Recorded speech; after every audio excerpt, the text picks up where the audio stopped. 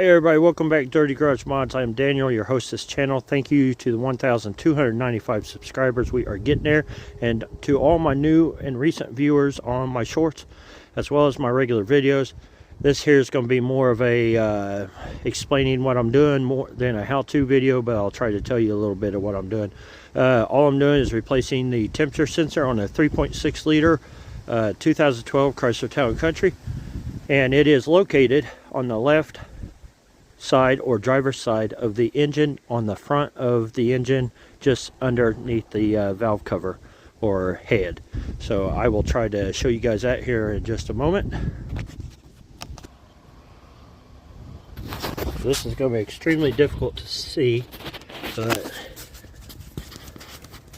if you see that little clip down there with the red on it, that is the temperature sensor. It's going to take a 19 millimeter or a 3/4 ratchet wrench to get that out of there. It don't look too bad to get out, but the red clip is going to be the problem. So I'm going to figure that out and I'll come back. Alright, so to get that little red clip off that's down there, you're going to use a pick like this. I'll link a video showing how to do it down below in the description. It's actually pretty easy, but there's a red clip. You just take that hook, put it in front of it and pull, and it pops it right off. It pulls the harness right off.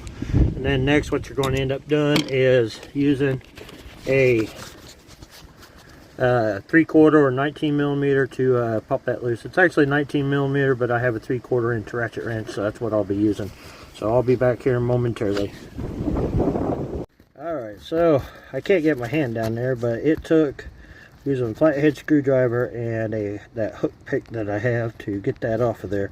So once you have that off, you should be able to fit a ratchet wrench in there and start popping that sucker loose. So that's going to be the next step. I'll see what I can do.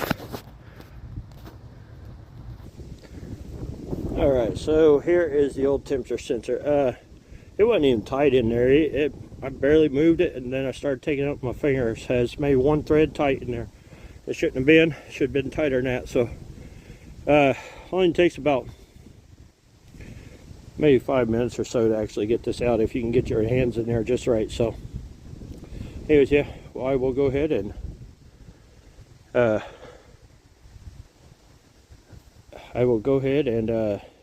get this new one installed. So I'll be right back.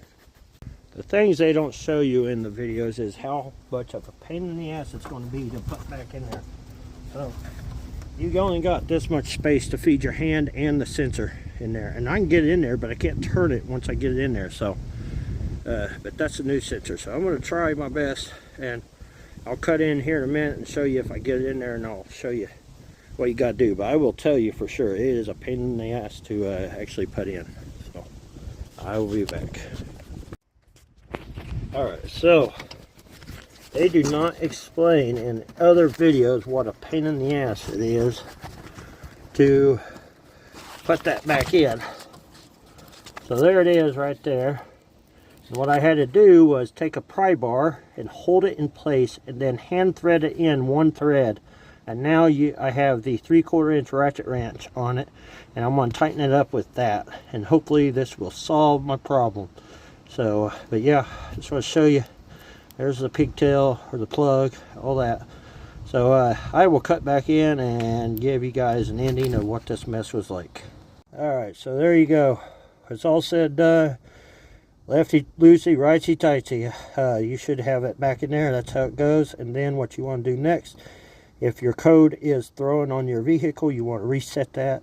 And that can be as easy as going to your local auto parts store and have them do it. Or if you have a scan tool, do it yourself. So other than that, yeah. Alright, so if this video helps you out, leave a like, comment down below, and subscribe. We are on our way to 5,000.